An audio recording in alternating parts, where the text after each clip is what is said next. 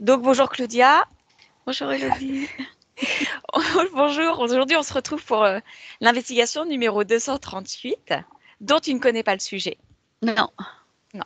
Cette investigation, c'est un protocole qui se décline en deux parties. Une première partie qui est fixe et qui est commune à tous les binômes à l'international, et une seconde partie qui est libre et qui va nous permettre de, voilà, de développer ce qui a été recueilli en première partie.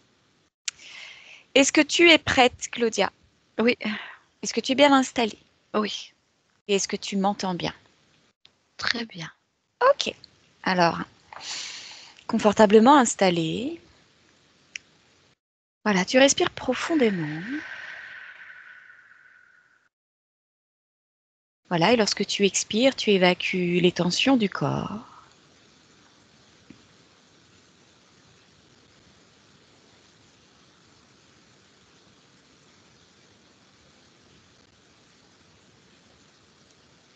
Lorsque tu expires, tu évacues les pensées parasites. Tu les chasses comme si tu soufflais sur un nuage.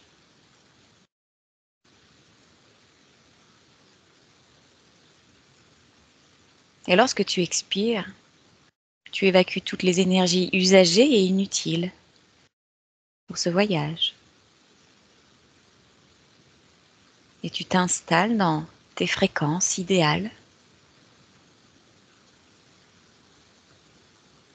Et tu ressens cette sensation de calme et de tranquillité. Tu te sens centré et aligné avec toi-même. Et à chaque inspire, à chaque expire, tu descends de plus en plus profondément dans cet état d'hypnose. Et je t'accompagne par ma voix que tu suis.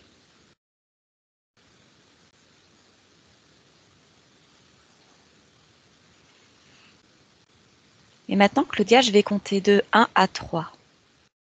Et à 3, tu te connectes aux conditions créées dans le corps mental pendant le phénomène psychique du déjà vu. 1, 2, 3. Et tu me dis ce que tu perçois.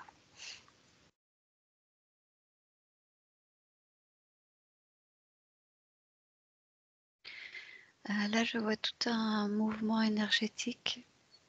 Il y a beaucoup de circulation d'aller-retour. Et je vois une ligne de temps. D'accord. Et comme des espèces de sauts. La ligne de temps, elle est linéaire. Et c'est comme s'il y avait des espèces de sauts depuis l'espace d'où on observe. D'accord. Sur l'avant de la ligne de temps. Qu'est-ce que représente cet avant, la ligne de temps, en temporalité? Parce que nous, on pourrait appeler le futur. Donc c'est plutôt une projection vers le futur, c'est ça? Oui, de ce que je vois, c'est une espèce de circulation entre deux points du temps, un qui se situe en avant sur la ligne de temps, donc dans le futur, et un qui se situe en arrière, enfin voilà, dans le passé, je peux. Ok. Très bien. Maintenant, Claudia, quelles conditions perçois-tu, vois-tu apparaître sur le corps émotionnel lors d'un déjà vu?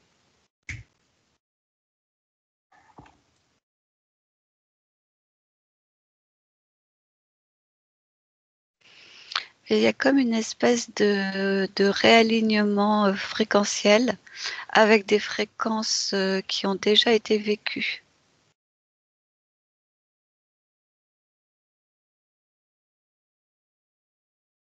Ok.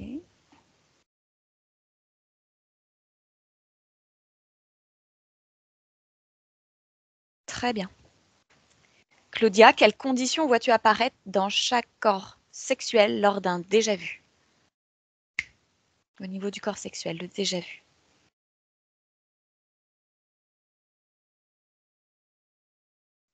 Bah, c'est pareil, c'est lié à une mémoire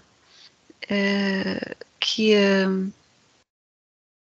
Alors là, pour le corps émotionnel tout à l'heure, la fréquence était la même. C'était un réalignement avec une fréquence qui avait déjà été vécue. Là, pour le corps sexuel, c'est différent. C'est une vibration sur une création très proche, malgré tout différente.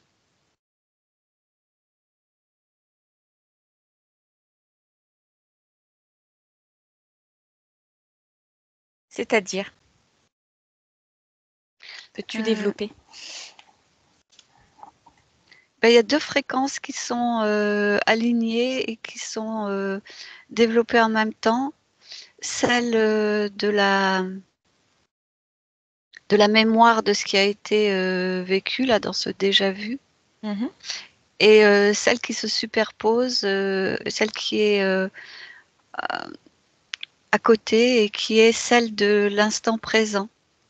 Ces deux fréquences sont très proches, mais c'est comme si dans la fréquence du temps présent, il y avait le choix de créer ce qui a déjà été créé, enfin de créer, de revivre ce qui a déjà été vécu, ou le choix de créer quelque chose de nouveau et de différent. Ok. Et ça, ce choix, il se passe au niveau du corps sexuel? Non, le choix en lui-même se passe au niveau de l'espace intérieur, qu'on pourrait l'alignement intérieur. C'est pas forcément dans le corps émotionnel non plus, c'est plus un alignement intérieur. Mais par contre, ça se joue au niveau du corps sexuel. Ok. Une fois que le choix est fait, ça se joue. Il y a un espèce d'aller-retour d'information entre l'essence, notre essence, et le corps créatif, le corps sexuel. Très bien. Merci.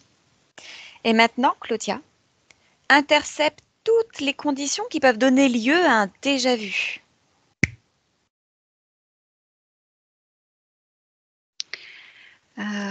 Alors la première que je vois, c'est en fait, c'est la connexion à... Je vois une ligne de temps qui se répète, une expérience de vie dans une ligne de temps qui se répète en boucle. Et en fait, l'impression de déjà vu vient par comment dire, la porosité au voile de l'oubli. C'est-à-dire que à certains moments, de ce que je vois, on serait capable de retrouver la mémoire de certaines choses pendant un très court instant. Et c'est ce qui provoquerait cette espèce de sentiment de déjà vu, comme si on l'avait déjà vécu. Enfin, pour beaucoup, en fait, on a l'impression que c'est une fenêtre qui s'ouvre sur le futur. Et ce que je vois là, c'est plutôt une fenêtre qui s'ouvre sur le passé. C'est quelque chose qu'on aurait déjà vécu dans une autre expérience, dans une autre boucle du temps. Et que là, pendant un instant, la clarté de cette information apparaîtrait, comme si le voile de l'oubli était levé pendant un instant et permettait de voir qu'on a déjà vécu cette scène. Ok. Donc les conditions qui donnent lieu à un déjà vu, c'est cette levée temporaire du voile de l'oubli. Oui, voilà, c'est ce que je vois, oui. Est-ce que, en changeant de perspective et de point de vue, Claudia, est-ce que tu perçois d'autres conditions?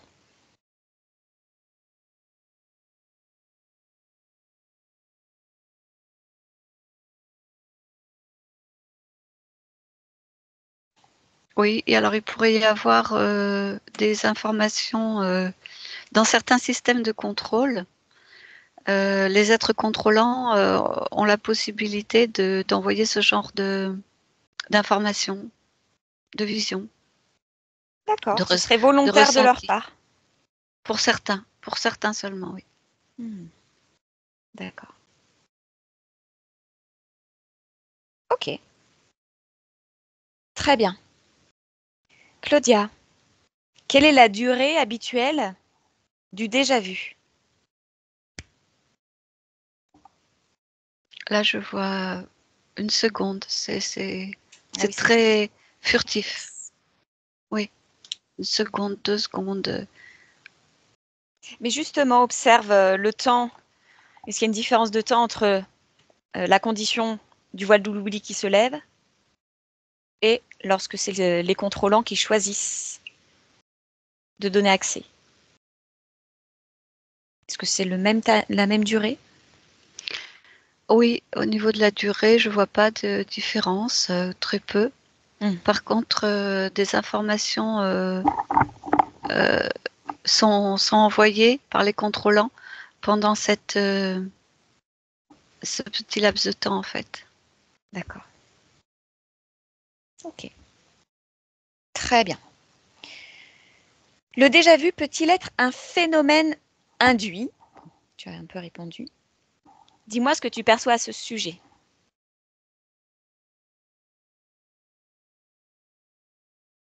Donc tu m'as Ah dit oui, que c'était induit par les contrôlants. c'est ça, voilà, oui. D'accord. Est-ce qu'il y a d'autres formes d'induction que tu n'aurais pas perçues jusqu'alors?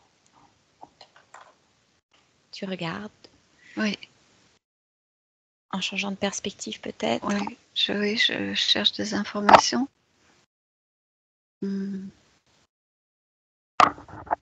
Alors, il y a beaucoup de flou et c'est très englué. C'est comme si c'était difficile. Est-ce que tu veux juste reposer la question? Oui, si le déjà vu peut être induit,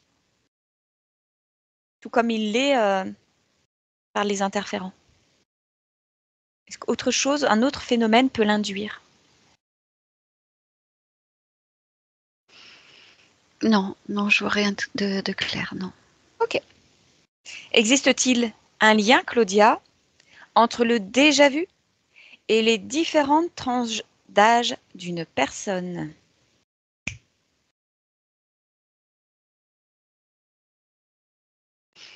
Y a-t-il un facteur âge? Alors, de ce que je vois là, les informations qui viennent, c'est que les personnes qui seraient, enfin les tranches d'âge qui seraient plus sensibles à ce genre de phénomène seraient les enfants et les personnes avançant en âge. D'accord. Mais c'est lié à comment dire, un positionnement intérieur. Je vois la tranche d'âge qui est moins concernée, c'est parce que pour certains, hein, c'est pas une généralité, mais pour beaucoup, l'alignement intérieur est pas stable. C'est-à-dire que les personnes sont beaucoup tournées vers l'extérieur, vers l'action, vers des choses à faire et à régler dans leur vie, et il y a moins de, Il y a moins de oui, être. oui, oui. Ok, très bien. Existe-t-il une tranche d'âge dans laquelle ce phénomène est plus récurrent? Observe la tranche dans laquelle ce phénomène est vraiment plus fréquent. Bah là, c'est plus. Non, c'est pas. C'est dans les deux tranches d'âge. Je revois les mêmes choses. C'est pas forcément spécialement seulement une question d'âge. Non. Ok. Ok. Alors justement, si on a fini la première partie qui fixe, maintenant j'aimerais que tu me dises s'il y a un autre facteur que l'âge qui est déterminant pour vivre le phénomène de déjà-vu? Oui. Il y a, comment le traduire en mots, ça dépend des fréquences sur lesquelles on vibre. Ce sont des niveaux de fréquences vibratoires qui permettent de... Alors, là, je vois le cas où ces flashs proviennent de la levée du voile de l'oubli et pas des cas où ils sont induits. D'accord. Et donc, qu'est-ce qui provoque la levée du voile de l'oubli? Eh bien, d'une part, l'alignement et c'est l'apaisement du mental qui est plus... qui permet justement d'être plus dans le lâcher prise. Justement, observe dans ce cas particulier la fréquence des ondes cérébrales. Et dis-moi à quelle fréquence elles vibrent. Alors, tu veux dire au moment où il y a le flash, où il y a Oui, le... ouais.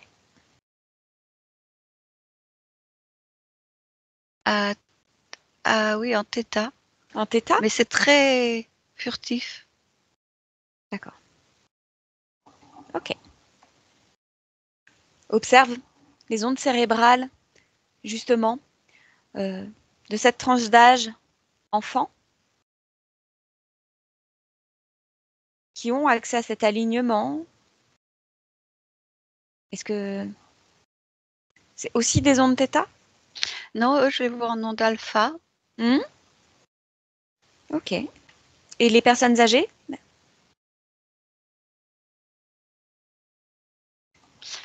Alors, oui, les périodes en alpha sont moins fréquentes et moins longues que chez les enfants. Par contre, les flashs, ouais, je les vois en θ. D'accord. Mais tu es en train de me dire que les personnes âgées sont plus fréquemment que la moyenne en train d'osciller en alpha et θ? Comme les enfants? Oui, sauf que c'est un peu le phénomène inverse, c'est-à-dire que les enfants sont plus souvent en alpha et, Et moi en θ? oui. Et les personnes plus, enfin c'est pas vraiment les personnes âgées, hein, c'est plus qui avancent plus dans l'âge, elles sont en onde bêta et elles passent par des courbes, ça fait comme une courbe. Elles sont plus en bêta, elles passent en alpha et hop, il y a cette espèce de flash en θ, de petits pics. D'accord. Ok. Qu'est-ce qui provoque cette variation des ondes cérébrales, cette modulation de fréquence? Est-ce qu'il y a un élément déclencheur? Ou est-ce que c'est la volonté propre de la personne? Non, ça n'a rien à voir avec sa volonté. Par contre, je vois que ce sont des... comment dire? Comme des fenêtres qui sont ouvertes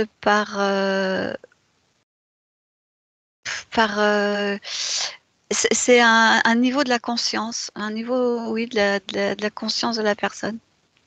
C'est en lien avec elle, qui vibre sur un certain niveau de conscience. Ok. J'aimerais que tu te rapproches de l'une d'elles, de l'une de ces parties subliminales à ce niveau-là qui souhaite, voilà, provoquer ça dans son expérience. Oui, Tu en perçois une? oui, oui, Ok. Ok. Est-ce qu'il est possible d'ouvrir un canal télépathique avec elle? oui, Oui. Est-ce qu'elle nous autorise à communiquer avec elle? oui. Très bien. Alors, laisse-moi directement parler avec elle. Maintenant. Bonjour. Bonjour. Je suis là en exploratrice parce que Oui, je voilà, sais. je cherche des informations. Oui, Et je vois. j'aimerais savoir pourquoi est-ce que tu provoques ce changement d'état fréquentiel des ondes cérébrales de ton expérience pour lever le voile de l'oubli. Quel est ton Justement, j'essaye but? de provoquer un court-circuit pour Mhm. envoyer des éléments d'information pour que ma partie physique comprenne des choses, ouvre les yeux. D'accord, Elle arrive à un stade de son existence où elle a beaucoup d'informations, où elle a beaucoup de compréhension possible. Il lui faut avancer un peu plus. d'accord. Et comment échanges-tu avec elle d'ordinaire? Est-ce qu'il n'y a pas une communication qui est fluide et permanente? Est-ce que ça te semble insuffisant? Oui, très insuffisant. Hmm. Qu'est-ce qui fait que c'est insuffisant? Qu'est-ce qui Le empêche? corps, le corps mental est trop présent avec du doute, avec de la désinformation, avec Hmm, des croyances hmm. qui influencent énormément. D'accord. Qu'est-ce qui génère un corps mental aussi actif dans ton corps? Tout l'environnement. L'environnement. D'accord. Et que se passe-t-il au moment où tu provoques ce court-circuit et que le voile de l'oubli se lève à un court instant? Comment réagit ton corps?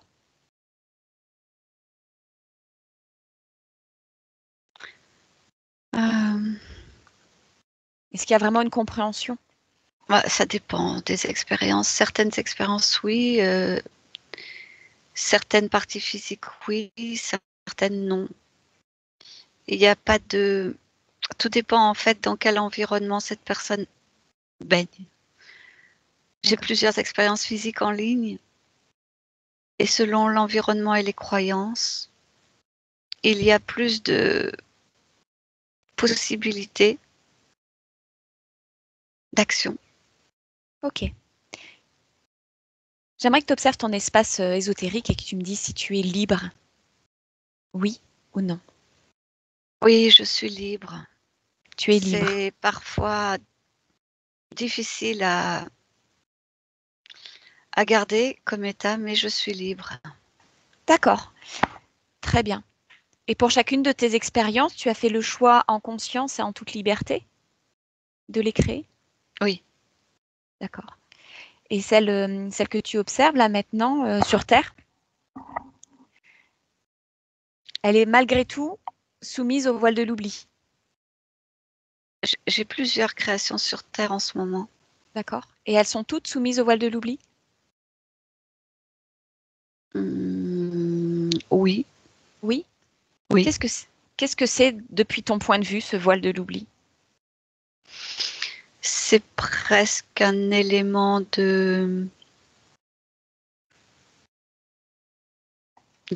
c'est presque une condition d'incarnation. Et cette condition d'incarnation, elle a été décidée par qui, par quoi? Ah, je dirais que c'est une des conditions d'incarnation sur la Terre. La Terre est un endroit contrôlé, une zone Contre contrôlée. est une zone contrôlée. Mm. Par qui? Par différents êtres plutôt involutifs. En tout cas, avec peu d'expansion. D'accord? Et qu'est-ce qui fait qu'une conscience libre comme toi choisit d'incarner, de s'incarner dans un environnement tel que celui-ci? Parce que c'est un défi. Par défi?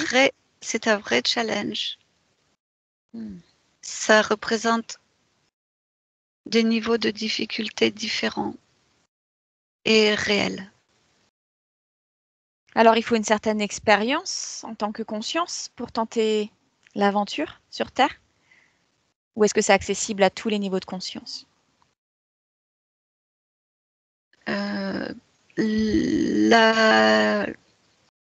L'aventure, comme tu le dis, est accessible à tous les niveaux de conscience. Après, pour rester libre dans cet environnement-là, là c'est différent. Oui, j'imagine. D'accord. Ok.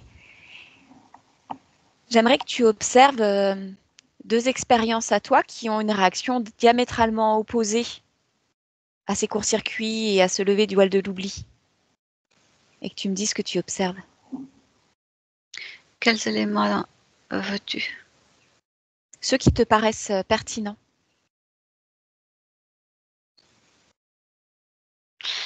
Eh bien, dans un des cas, ces flashs sont complètement écartés, mis de côté. Et la partie, le corps mental est dans le déni. D'accord. C'est lié à plusieurs types de sensations, notamment la peur. D'accord. Alors ensuite, à l'autre bout, j'ai deux expériences différentes. D'accord. Une qui est dans des croyances très... dans la croyance que ces visions sont des visions du futur, de son futur. D'accord. Et l'autre expérience qui est dans la croyance que ces visions sont des visions de ce qu'elle a déjà vécu dans cet enfermement dans le circuit des réincarnations. Ok. Alors, que se passe-t-il pour cette dernière lorsqu'elle prend conscience de ce circuit de réincarnation et que ce déjà-vu appartient à une boucle temporelle qui se répète? Eh bien, ça dépend du niveau de son cheminement, de son parcours. Au début, c'est très souffrant. Ça a été très souffrant parce qu'il y a des prises de conscience et des croyances qui se confrontent. Et il y a à dépasser des états pour arriver par plus de lâcher prise à être plus en lien, en écoute des informations que je peux lui faire parvenir. D'accord. Pour aller vers une meilleure compréhension du système. C'est peu facile, c'est très peu facile, puisque les informations sont tellement différentes de ce qu'un corps physique peut comprendre, capter, admettre. D'accord. Est-ce qu'il te faut plusieurs incarnations justement pour obtenir un résultat positif Ce que je veux dire, est-ce qu'il faut plusieurs vies, admettons, à un individu, faire plusieurs fois cette boucle pour atteindre cette compréhension ultime de sa situation et lever totalement le voile de l'oubli? Oui, alors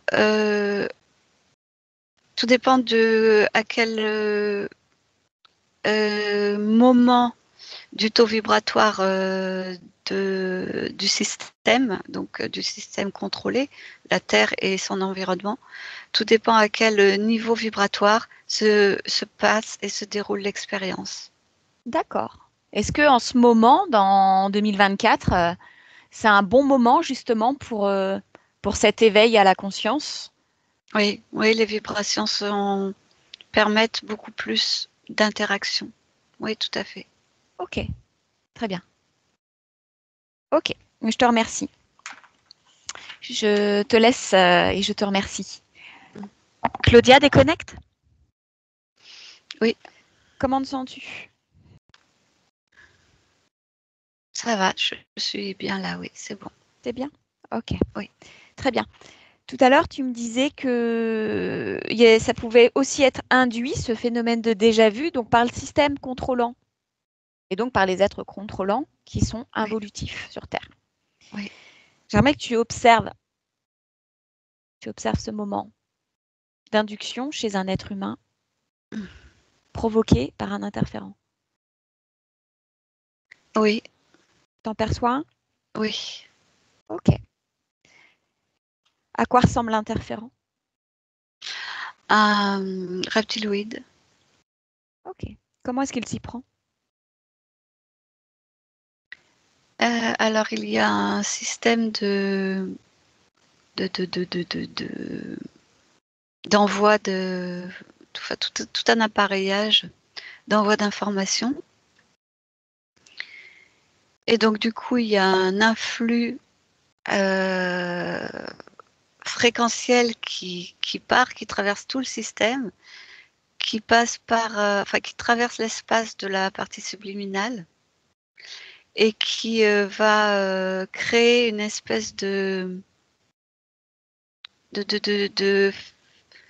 comme si la partie subliminale était figée pendant un instant où elle est en lien direct avec sa partie physique. Est-ce que c'est clair ce que je Oui, dis oui, je là? t'écoute. Ouais. Et donc il y a une espèce comme si tout était figé. Là, je vois vraiment tout est figé pendant un instant. Et pendant cet instant, il y a cette circulation d'informations, d'images projetées. Observe ces images et ces infos, Claudia. Oui. Focus sur les images et les infos. Oui, donc là, l'image, ça peut être plusieurs types d'images différentes. Est-ce que tu veux que je te les décrive, c'est ça?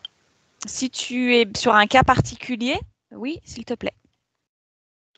Là, il y en a plusieurs qui sont présentés. Là, il y a une personne, une partie physique qui se retrouve dans un endroit et qui reconnaît, donc qui a la sensation de reconnaître l'endroit, les personnes, de voir qu'elle va croiser, de savoir qu'elle va croiser une personne qui est habillée de telle façon et que cette personne va lui sourire de telle façon.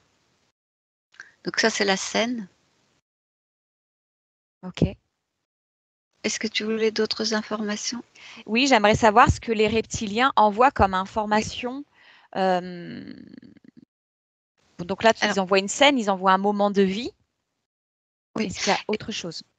Oui, oui. Alors donc, ce qui est envoyé comme information est en lien avec ce que la personne va penser de ce flash, de cette vision. Et globalement, les informations qui sont envoyées sont faites pour que la personne tourne en boucle dans sa croyance. Enfin, en tout cas, celle que je vois là, c'est une personne qui, quand elle a ces visions-là, Mhm. euh, euh, bien, pense qu'elle a des capacités des capacités différentes ou supplémentaires, et que ça lui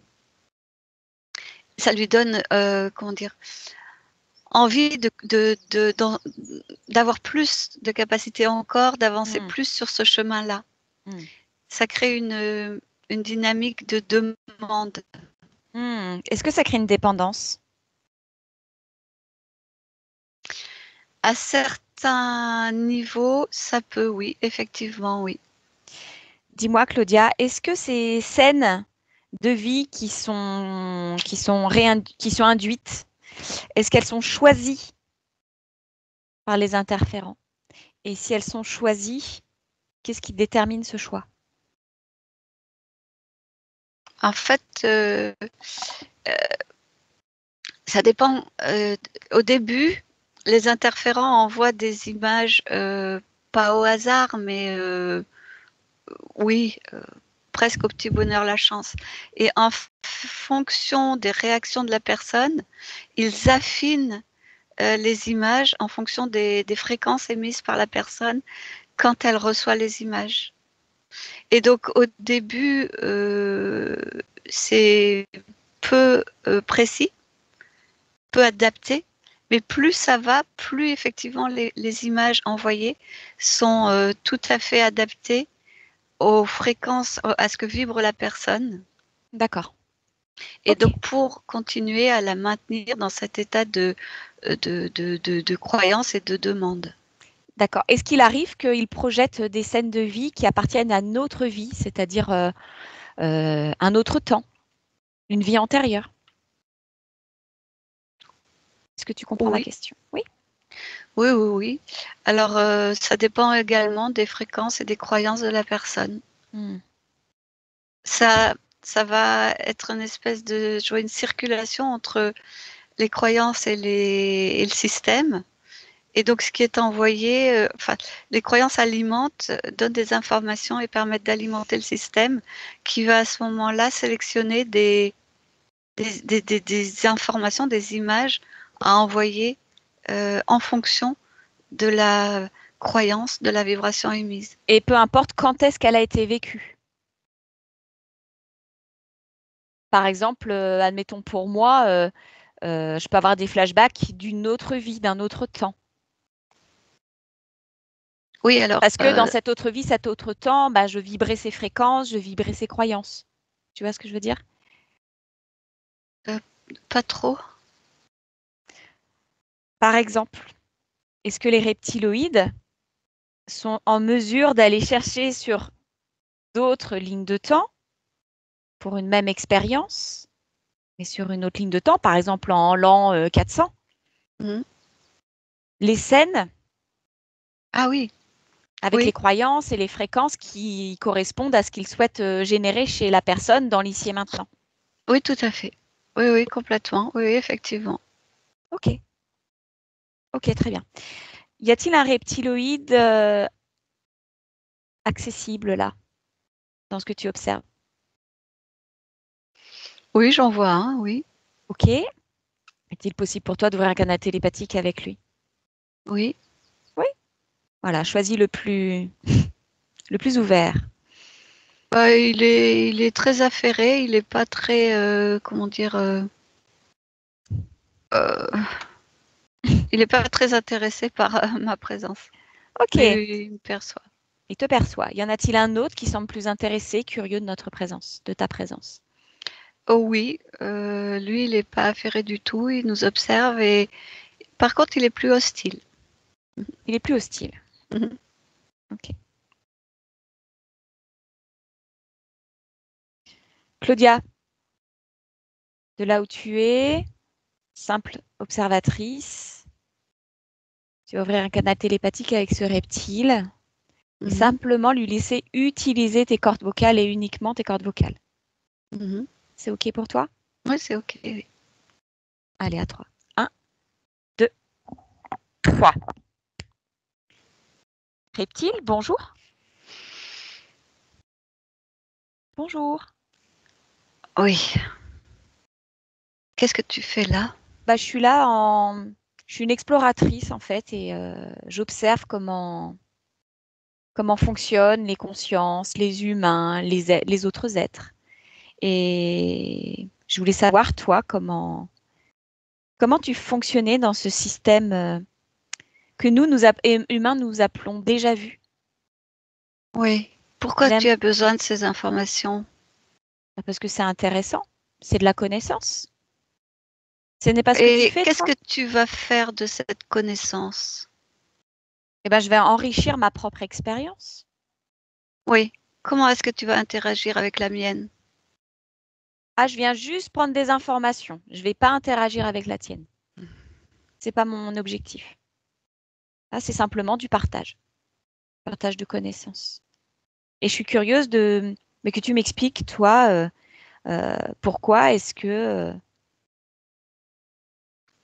tu vas choisir des moments de vie d'une personne pour les lui resuggérer?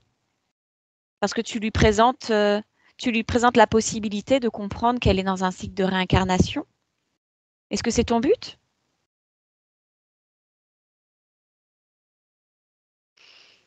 Ah, ta question est vraiment bizarre. Je lui présente la possibilité de comprendre qu'elle est dans un cycle de réincarnation. Beaucoup des expériences que nous contrôlons ont déjà cette croyance. D'accord. Ok. Alors, j'ai mal formulé. Tu prends le risque que la personne s'éveille à la connaissance qu'elle est prisonnière d'une boucle temporelle qui se répète, avec des fréquences qui se répètent et des croyances qui s'ancrent. Ou est-ce que ça n'arrive jamais?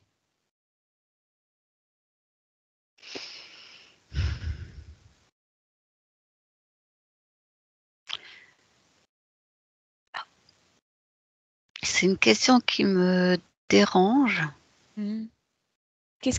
En quoi elle te dérange la question? Parce qu'elle sort du cadre de ce que je veux maintenir comme fréquence de possibilité, comme expérience. En quoi ça pourrait te faire sortir du cadre? Parce que le but est de maintenir la personne. Mais dans quel but? En quoi c'est intéressant pour toi de maintenir la personne dans cette boucle? C'est ça que je comprends pas. J'arrive pas à faire le lien entre toi et le fait de contrôler une personne et de la maintenir dans cette boucle. Quel est l'intérêt pour toi? De la maintenir dans une boucle temporelle? Ouais. Bah, Qu'est-ce que t'en retires, toi? déjà, la facilité. Le programme, il est mis en place une fois, il se répète indéfiniment, on n'a rien à faire de plus. D'accord, mais pourquoi est-ce que tu as besoin de faire ça? Qu'est-ce que ça t'apporte, toi? Je sais pas, ça te fait quoi? Ça te nourrit, ça t'amuse, c'est ton travail? Explique-moi, pourquoi c'est en place comme ça? Pourquoi ça fonctionne comme ça? Ça fonctionne comme ça parce que c'est la circulation énergétique qui se fait de cette façon-là. Vous dégagez des fréquences, certaines fréquences nous sont nécessaires pour vivre. C'est juste une question de vie. Chacun, vous vivez vous dans un système, nous vivons dans un système. Ok, d'accord. Très bien. Et tu te nourris de quel genre de fréquence? Parce que les êtres humains, ils ont une palette d'émotions qui est très très riche. Oui, c'est Est-ce que vrai. tu les utilises toutes? Non, non, non, il y a des fréquences qui ne rentrent pas dans nos capacités d'absorption. D'accord. Ok. On utilise une partie seulement. Une partie seulement. Ça veut dire que vous êtes des êtres, excuse-moi, hein, qui ont une palette d'émotions moins riche? Est-ce que vous avez des émotions? Oui, nous avons des émotions. Elles sont différentes des vôtres, elles sont limitées dans certains champs de fréquences, Est-ce que mais tu nous en peux avons. Est-ce qu'on en a des communes Oui, avec bien vous? sûr. Est-ce que tu La peux me les nommer? la colère, par exemple. Ah, il y en a pas mal chez l'humain de la colère, hein. Oui. Il y a quoi d'autre? La duplicité. Duplicité. Mmh. Tu peux Ça aussi, vous m'expliquer? avez ces fréquences. Qu'est-ce que tu veux dire par duplicité? La tricherie, Ah, le mensonge, le fait de présenter des choses, transformées pour obtenir des résultats précis. de la manipulation un peu. Oui, tout à fait. ok. Est-ce qu'il y a autre chose encore qu'on a en commun?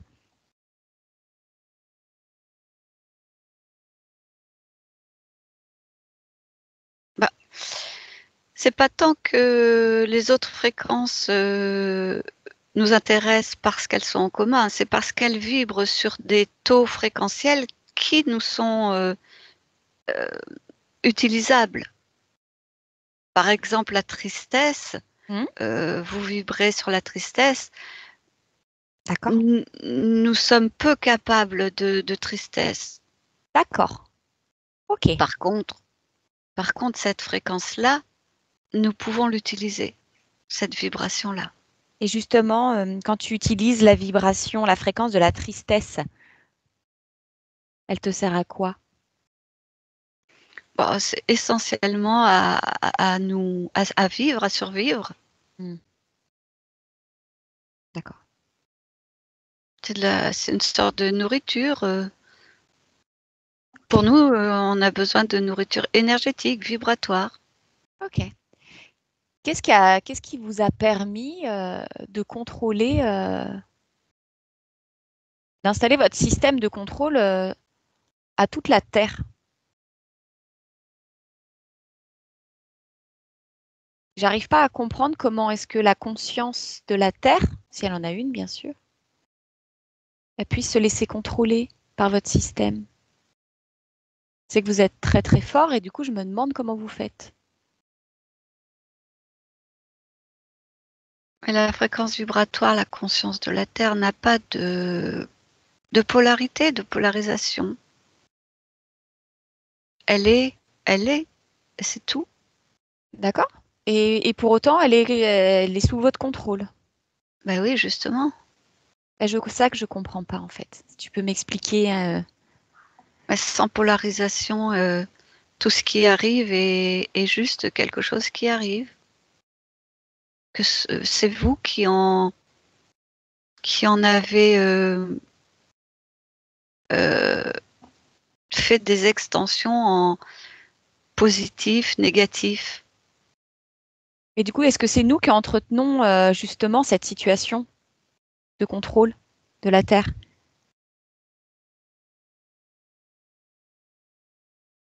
Je comprends pas ta question. Bah, du coup, ma question, c'est si la Terre, elle est et qu'elle Oui, accepte en gros tout ce qui va et vient, oui. qu'est-ce qui vous retient? Qu'est-ce qui fait que votre système tient? Est-ce que c'est justement parce que nous, humains, on est dans la dualité et qu'on est Mm, interféré mm, et que c'est ça mm, qui maintient cette situation même à l'échelle terrestre? mm. Est-ce que Non, oui, ça en fait partie, mais ce qui est le plus précieux, le plus actif, ce sont les égrégores. Et les égrégores, ils sont générés par quelle source? Bah, ils sont générés par, enfin, ceux qui permettent le maintien dans ce système-là sont générés par vous Bah, donc, oui, et par nous indirectement, ok. puisqu'on vous envoie des éléments de Donc, contrôle qui entretiennent ces égrégores. donc c'est par rapport à ma question précédente, c'est bien nous, à un certain niveau, qui maintenons cette situation de la Terre sous contrôle. Oui, oui, oui. Avec sous votre influence, bien sûr, parce que nous nous laissons influencer, et que nous Mhm. créons des égrégores, Tout à fait. et que ça maintient cette situation-là. Oui. Ok, très intéressant. Très bien. Et cette situation, et vous, en fait, vous vivez sur quel plan par rapport au nôtre? Est-ce que je peux te croiser demain, par exemple, et te voir? Ah, oui. Si tu viens dans mon plan vibratoire, bien sûr. Ok, très bien. Et ton plan vibratoire, est-ce qu'il est plus dense ou moins dense que le mien? Non, beaucoup moins dense. Ok, très bien. Néanmoins, Tu... il est assez proche du vôtre, puisque regarde, vous pouvez venir Oui. en interaction avec nous. Oui, comme vous pouvez venir en interaction avec nous. Est-ce que ça a toujours été ainsi? On a toujours été sur des plans proches mais différents ou est-ce qu'on a déjà été sur les mêmes plans?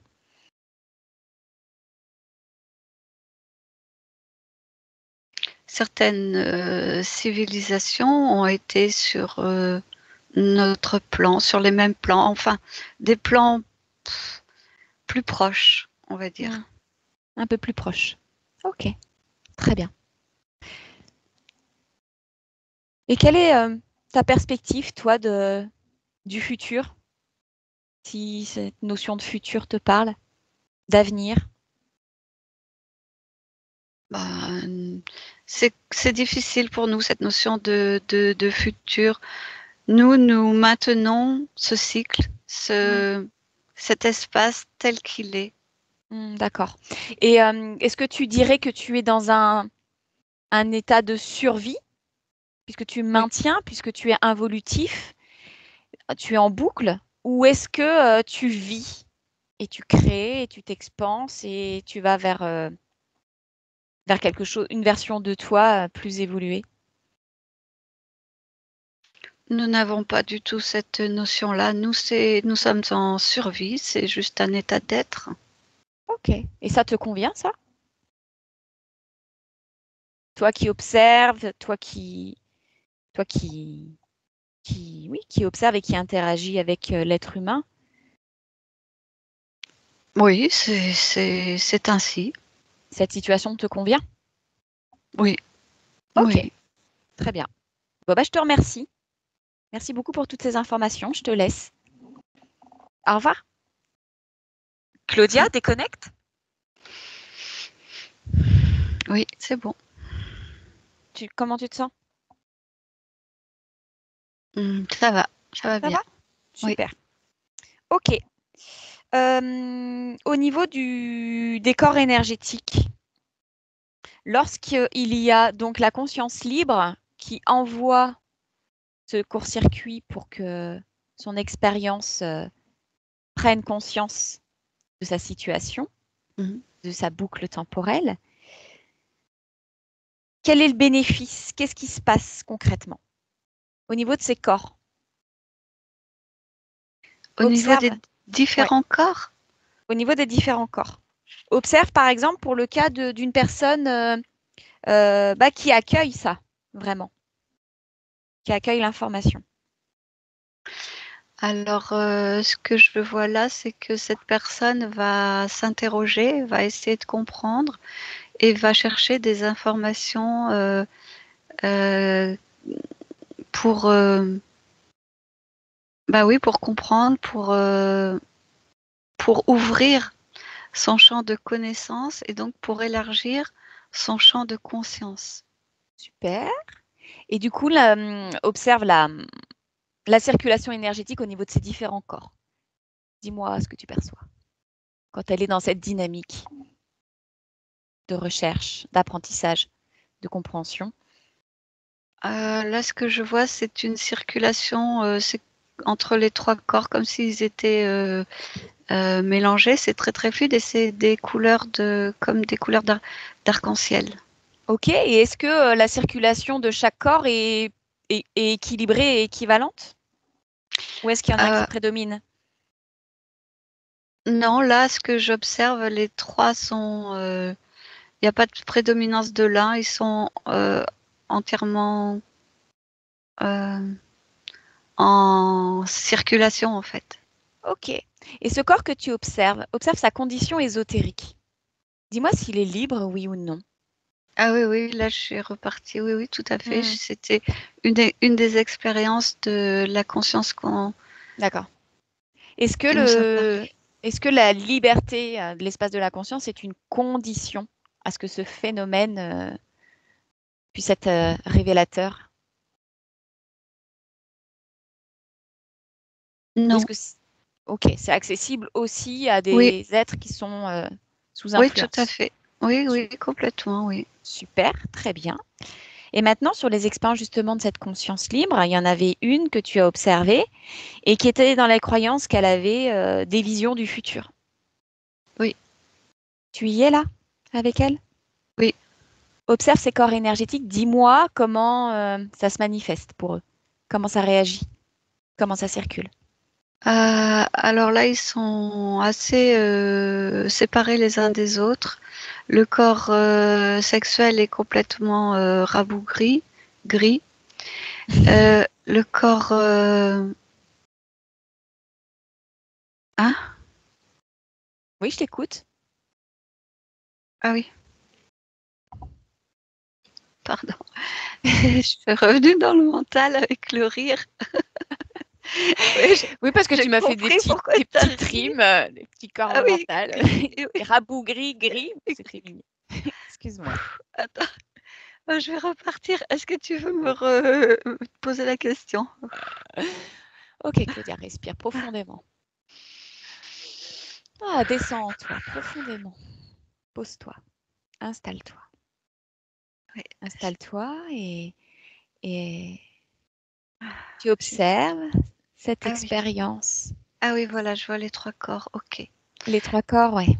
Oui, donc le corps, voilà, le corps créatif qui est vraiment très diminué Ok. et très peu lumineux. Le corps émotionnel, il est, il est assez proéminent, mais assez stable. Ok. Et le corps mental, il est très,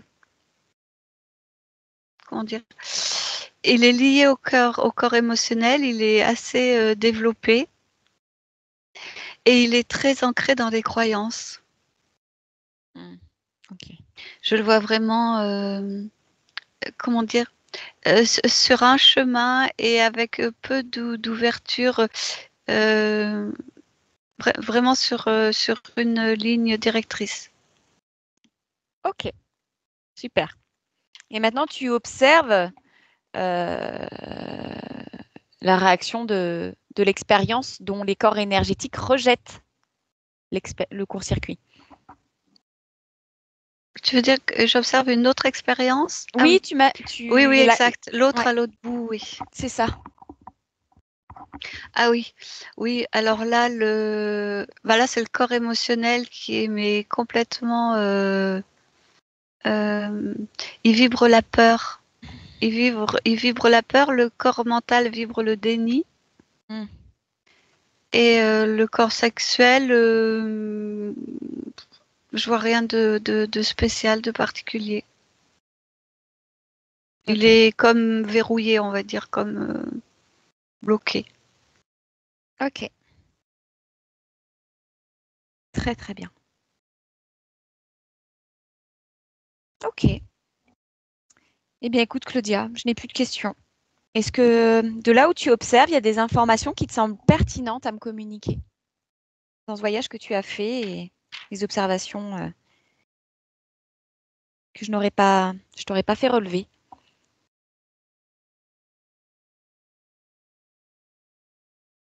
Non, non, Ok. non, rien d'autre. Bon, bah alors il est temps de rentrer. Claudia, tu déconnectes de tout ce que tu observes. Tu déconnectes de tout, tu déconnectes de tous. Maintenant. Ah oui. Voilà. À 3, tu reviens dans ton corps, dans ta réalité, dans ton espace à toi, chez toi. Et tu ressens tes muscles, tu ressens tes bras, tes jambes, ta tête. À 2, tu respires profondément et tu génères pour toi les fréquences qui sont idéales. Que des fréquences à toi qui remplissent tout ton espace et tout ton être, à tous les niveaux du corps, à tous les niveaux de l'esprit. De la pétillance et de la joie, du calme et de la sérénité. Et tu en informes chacune de tes cellules. Voilà. Et tu te sens vraiment bien. Bien installé en toi, bien dans cette incarnation, bien dans ta réalité. Tout est juste. Et tout est en accord avec toi-même. Et pleinement consciente de ton ici et maintenant, le 7 juin 2024, tu rouvres les yeux. Benvenuto a questo nuovo video di Disclosures. Oggi parliamo della cosiddetta sessione di ipnosi investigativa. In realtà non esiste una sessione di ipnosi investigativa. Non che non si possa fare investigazione di ipnosi, però è che non esiste una sola sessione di ipnosi per dire si è fatta investigazione, per prendere quell'informazione come buona. Perché? Sappiamo intanto che l'informazione che arriva in ipnosi è molto contaminata. La percentuale di inquinamento dell'informazione è altissima. Pensate a questa informazione che viaggia per tantissime dimensioni, attraversa densità, passa per coscienze che volontariamente o involontariamente possono distorcerla. E poi arriva infine alla persona che sta in ipnosi, che ha una coscienza, ha una mente, ha un'esperienza e interpreta questa informazione secondo la sua struttura mentale, secondo le sue credenze, che per quanto si possa essere più o meno liberi mentalmente, liberi pensatori, sempre c'è una parte subliminale che interpreta in base all'educazione ricevuta, alla cultura e perché no, anche tutte le esperienze di esistenze passate che ancora lasciano un segno in noi. Per capirci, è come se dovessimo parlare con un'altra persona immersi nell'acqua, a qualche metro di distanza, cercando di utilizzare un mezzo, che è quello della corda vocale, che è fatto per produrre suoni da trasmettere nell'aria. Noi stiamo utilizzando questo strumento per far passare un'onda sonora nell'acqua o in un liquido. Chiaramente il suono viene completamente distorto, sempre ammesso che sia per il nostro corpo facile e non difficoltoso poterlo fare senza avere dei problemi come ingurgitare acqua o eccetera. Ma non solo. Supponiamo che per questo tipo di comunicazione utilizziamo anche due lingue diverse, per esempio un italiano e un russo o un giapponese. Per quanto possiamo anche interpretare il labiale, non possiamo capire quello che ci sta dicendo, perché la lingua è diversa. La lingua, diciamo, da dove parte l'informazione a dove arriva è completamente diversa, il codice, il linguaggio è diverso. Ma possiamo anche cercare di capirci attraverso i gesti, attraverso le espressioni facciali. Per quanto sia ipoteticamente facile poterlo fare sott'acqua, però non dobbiamo dimenticare che l'acqua non è l'aria e può distorcere l'immagine, ma non solo. Dobbiamo anche pensare che l'altra persona, che parla un'altra lingua, che viene da un'altra cultura, potrebbe interpretare i segnali che noi interpretiamo come X in Y. Per noi un sì è abbassare la testa dall'alto verso il basso, per esempio, sì, e il no da sinistra verso destra, no. In alcuni paesi orientali, come le Filippine credo o qualcun altro, utilizzano esattamente gli stessi segni, ma al contrario. No, sì. Immaginate due persone di queste due culture che stanno cercando di comunicare in maniera così difficoltosa e alla fine non gli rimane altro che interpretare il linguaggio corporale. Sì, che per l'altro invece no. Cosa voglio dire con questo esempio estremo? Che l'informazione da dove parte a dove arriva viene completamente deformata. Non sappiamo esattamente quale percentuale perché ogni situazione è a sé stante, però la percentuale di inquinamento, di distorsione, di contaminazione di questa informazione è assolutamente alto. Quindi fare una sessione investigativa, mettere una persona in ipnosi e chiedere di Tizio Caio Sempronio di una situazione o chiedere certi dati è assolutamente controproducente, è assolutamente inutile. Quindi vi chiederete cosa fate allora voi quando fate ipnosi, quando fate delle domande, quando cercate delle risposte e con queste informazioni che vi arrivano lavorate sulla situazione esoterica del cliente. Beh, non facciamo altro che recuperare questa informazione solamente per arrivare al problema del cliente e poi lavorarci. Quindi il valore dell'informazione non è quello di un'istruzione, quello di memorizzare dei dati e di prenderli per buoni, ma è un veicolo di movimento, di trasporto verso la causa del problema per poi lavorarci. Quindi lo scopo di questo tipo di informazione che si prende dalla singola sessione è completamente un altro. Come si fa quindi? Investigazione in ipnosi. Il lavoro non è semplice, il lavoro è lungo, difficoltoso, stancante. È necessario farlo anche in squadra perché bisogna moltiplicare il numero di sessioni da fare e una sola persona potrebbe farlo soltanto in un tempo estremamente largo. Noi abbiamo delle informazioni che prendiamo ormai per buone, ci lavoriamo, danno dei risultati e quindi per noi sono buone.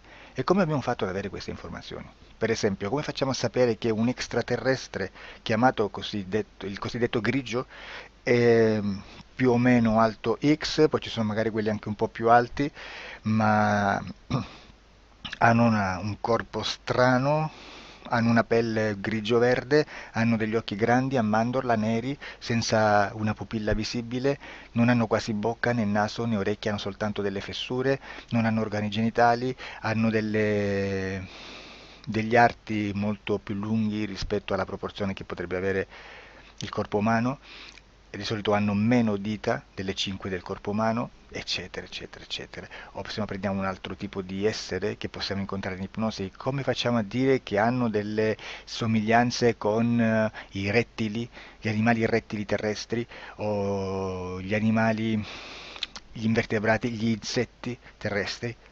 Perché? Perché siamo sicuri di questa informazione e ci lavoriamo e quando ci arriva la prendiamo già per buona, nonostante sia anch'essa contaminata. Perché queste informazioni sono arrivate da tantissime sessioni, fatte da tantissime persone, con tantissime altre persone sotto ipnosi, e che nel contesto di tutto il lavoro gli uni non sapevano degli altri. Questo dato può essere più o meno rilevante, sempre c'è contaminazione e quindi possiamo prendere per buono anche un gruppo di lavoro dove l'uno possa sapere dell'altro. Ci potrebbe essere una contaminazione del contesto di quel gruppo di lavoro, ma si aggiunge semplicemente una piccola percentuale di questa contaminazione a già la grande che esiste. Non è così impossibile lavorarci. Da tutte queste sessioni, da questo grande numero di sessioni, migliaia, diciamo migliaia, noi prendiamo solamente quell'informazione che è uguale a tutte, che è in comune a tutte, o a quasi, perché magari qualcuna ci potrebbe essere niente in comune per una fortissima contaminazione, perché no? Ma dobbiamo prendere una stragrande maggioranza, proporzionalmente abnorme rispetto a quello che potrebbe essere un minimo di scartabile, e lì possiamo prendere per buona questa informazione. Quindi se noi su 10.000 persone diverse, con operatori anche diversi, in cui in ogni sessione vediamo un essere che più o meno ha le stesse caratteristiche del grigio o dell'insettoide, a forma di mantide religiosa, o il rettile a forma di lucertola, per esempio, di serpente o di quello che sia, o se vediamo il pianeta Marte più o meno di colore rosso, o se vediamo dei sotterranei eterici, non fisici, nel sottosuolo terrestre, soprattutto sotto le grandi città, dove c'è concentrato molto potere, molta energia di questo tipo, e che più ne hai più ne metta. Se vediamo degli impianti che hanno certi tipi di funzioni, certi tipi di forme in certe parti del corpo, e questa informazione la ritroviamo tutta o quasi in tutte le sessioni fatte, eseguite, realizzate da tanti anni a questa parte, significa che quella è una informazione affidabile. E vi posso garantire che stiamo parlando di una percentuale bassissima. Su un 100% staremo, credo, forse più in basso di un 2-3%. Immaginate, tutto il resto è spazzatura, è informazione spazzatura.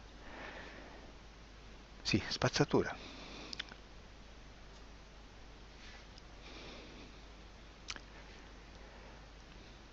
c'è anche un'altra cosa da dire. Supponiamo che un operatore faccia un'ipnosi e voglia andare a vedere cosa fa Tizio, cosa fa Caio, cosa fa Sempronio. Arrivano delle informazioni e si dice che Tizio è biondo, Caio è zoppo e Sempronio è uno sportivo. Intanto già abbiamo detto che una sessione soltanto non serve, d'accordo? Ma poi c'è da dire che una coscienza, un essere, in ambiente subliminale, la sua parte subliminale potrebbe non dare autorizzazione a questa fuoriuscita di informazioni. Mi potreste dire, e allora tu quando chiedi agli esseri cosa fanno, cosa non fanno? Beh, intanto la prendo sempre con le pinze perché abbiamo sempre detto che tutto è molto contaminato e mi serve solo per dirigermi da una parte. Ma c'è anche da dire che se un essere interferisce con l'altro, ha aperto un canale di comunicazione a cui non può ovviare, a meno che non lo recida, non lo annulli. Quindi quando io faccio la domanda a un essere, se lo faccio attraverso l'interferito, mi arriva l'informazione per un canale aperto che sottostà alla volontà dell'interferito. Sulla volontà dell'interferito parleremo in un prossimo video disclosures.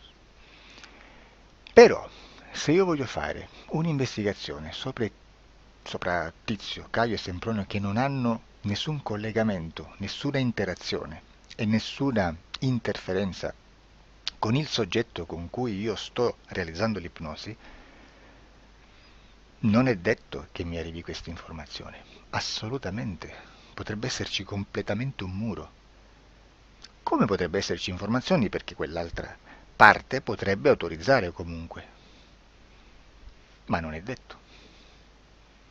E comunque quando ci arrivano informazioni, in una situazione di non interferenza o non interazione, non possiamo sapere esattamente se sono informazioni che ha autorizzato la parte subliminale dell'altra persona o dell'altro essere, o qualche altro essere, qualche altra entità furba, approfitta della situazione, osserva quello che sta succedendo, si mette in mezzo, si fa passare per l'altro e dà informazioni, ovviamente distorte, prima perché non è detto che debba conoscerle, e anche se fosse potrebbe manipolarle a sua volontà e a suo vantaggio. E quindi immaginate che situazione ridicola ci si viene a trovare, in quale situazione ridicola ci si viene a trovare in questi casi. Da qui si vede quando un operatore riesce a utilizzare l'informazione in ipnosi come per lavorare su un soggetto. Da qui l'osservatore attento delle sessioni di ipnosi riesce a capire se quell'ipnosi è un'ipnosi affidabile, un'ipnosi con un livello di informazione certa, con una alta percentuale di informazione certa. Non vi nascondo che in futuro potrei anche impostare un lavoro per decifrare che livello di certezza di informazione c'è in un'ipnosi, analizzandola e spiegando il perché, spiegando i meccanismi di analisi di un'informazione in ipnosi, che poi anche è molto istintivo. Supponiamo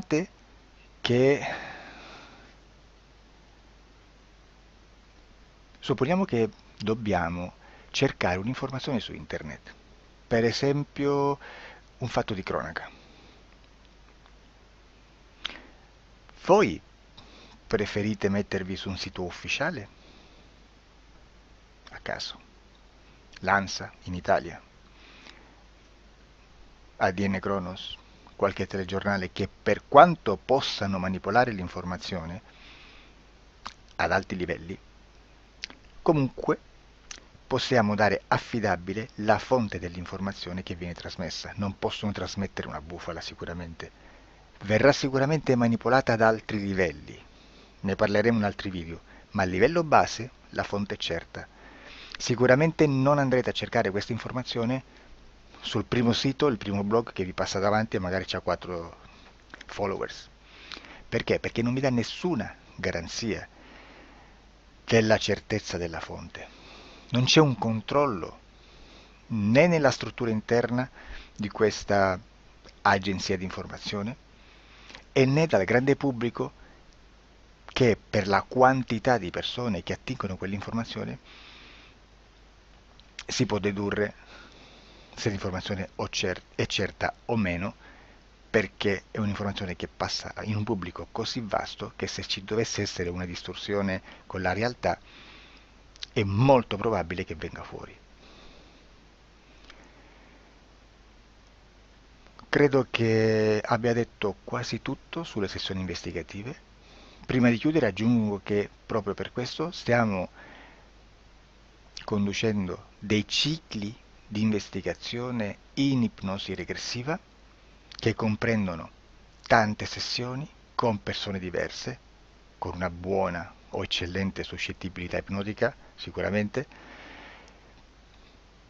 per poter indagare su spazi ristretti su alcuni temi. Perché dico spazi ristretti? Perché se andiamo a prendere eventi grandi nel tempo, nello spazio, storici, parlare di qualcosa di molto generico implica una quantità di sessioni abnorme. Immaginate se dovessimo fare una sessione investigativa sui buchi neri, quanta informazione ci sarebbe e quante informazioni da filtrare. Sarebbe quasi impossibile farlo in questa maniera. Ma se noi riduciamo lo spazio di investigazione, se noi prendiamo per esempio, investighiamo sulla pedofilia nella Chiesa Cattolica, ecco, se già restringiamo il campo d'azione è molto più facile che possiamo attingere informazioni affidabili, presuntamente affidabili, con un numero di sessioni sicuramente alte, ma ridotte rispetto ad altri tipi di sessioni molto più generiche, su temi molto più generici. Quindi per fare anche delle investigazioni su temi molto generici bisogna suddividerli in temi, in dettagli, per poi alla fine, quando tutta l'informazione è stata filtrata ed è stata dedotta l'informazione comune, si possono mettere insieme per cominciare a costruire il quadro, mettere insieme tutti i puzzles. Questo è il vero senso dell'informazione in ipnosi, quando si fa ipnosi investigativa. La sessione per risolvere una problematica, un problema, con una presunta origine esoterica di un cliente, di una persona, è un'altra cosa, sono altri metodi, altre tecniche e l'informazione si usa in un'altra maniera, ha un altro scopo. Grazie, ci vediamo al prossimo video. Disclosure.